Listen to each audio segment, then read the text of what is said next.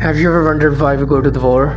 Or why you never seem to be able to get out of the debt? Why there is poverty, division, and crime? What if I told you there was a reason for it all? What if I told you it was done on purpose? What if I told you that those who were corrupting the world, poisoning our food, and igniting the conflicts were themselves about to be permanently eradicated from the earth? You might think that an idealistic fantasy. Well, let me tell you a story. We acknowledge there are criminals. Of course, they rob your house, they steal your phone, they can murder you too if they think they can get away with it. We have all experienced criminals in one way or another. Criminals, as we know, are those who chose personal gain over the rights of the others and have no regard for the law. But here is where you need to expand your thinking. Criminals can also succeed in business and politics and can be elected as our leaders. If a criminal became the president, imagine what they could achieve. They could use the full weight of their executive power to commit much larger crimes and ensure they and their friends were enriched to the fullest extent possible. A criminal president could create alliances with other criminal presidents and then collaborate on more global criminal activities. Anything goes: drug running, human trafficking, whatever makes a big bucks. The 20th century was turbulent with the war, economic disaster, famines, and displacement. We have always accepted these things as just human nature and simply the way the world works.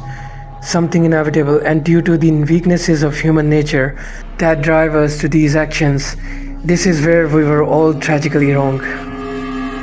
You are not a criminal, I am not a criminal, so how can we just assume that this is just a human nature that is driving all this pain and misery?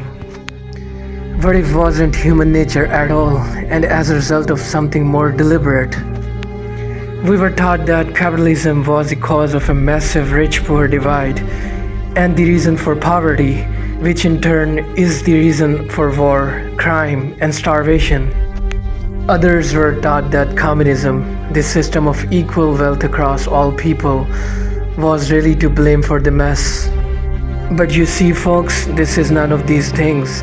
This is not in our nature to fight and to be racist. It is not in our nature to rob from others. What you must learn is that it was the criminals all along. Yes, they got power, more power than a criminal should ever have. They rose to the top of the media companies that control our news and entertainment. They ascended to the top of the banking system, also to the Oval Office, to Brussels, to the Vatican. To the crown, they crept quietly. They became leaders of agricultural companies who have control over our food supply. Also big pharmaceutical companies, the ones we trust to help us when we are sick. Nobody stopped them. They just kept recruited more criminals to help them. First, they accumulated the world's wealth. They invented a system of money called central banking, which lends money to the governments with interest, placing countries into eternal debt. People's wealth got less, their wealth got more. Much more. When a criminal is already as rich as they can get, then protecting their ill-gotten gains becomes the priority. Angry citizens tired of being poor are a major obstacle and can revolt if they suffer enough. The criminals needed to prevent this, so they diverted attention to the last remaining competitor, the people of the world, you and me. We were not happy being ruled by criminals and having to work 3 jobs just to survive. They know we won't accept it, so they use their control of the media to set black against white, women against men, young against old, Muslim against Christian. They convinced us we were the problem, so that we fight and destroy ourselves. To get it done faster, they attacked all aspects of humanity that make us strong, like family. Using our influence over culture, they popularized lifestyle choices that led to a surge in broken homes, lost youth, and substance abuse. I could talk all day about how else they deliberately weakened us, and it would turn your stomach. We were just trying to get on with the living. So where are all the good guys? Good people just want to get married, have kids, make a living, and enjoy their liberty. Well, there were good guys, many. One became the President of the United States in January 1961. He knew about these criminals and wanted them gone. He wanted to fight them. Sadly, he had no idea how powerful they had become. Reagan also had good intentions for American people. He knew this criminal mafia controlled almost everything by this stage, including the powerful rogue intelligence agencies. His economic policies were promising, but the criminals needed a weak America to hold on to their power. Reagan was shown with a bullet that a growing US economy and prosperous citizens were not what the criminals wanted. It was looking pretty grim for good people. Every time someone wanted to stand up and do the right thing, they got stopped.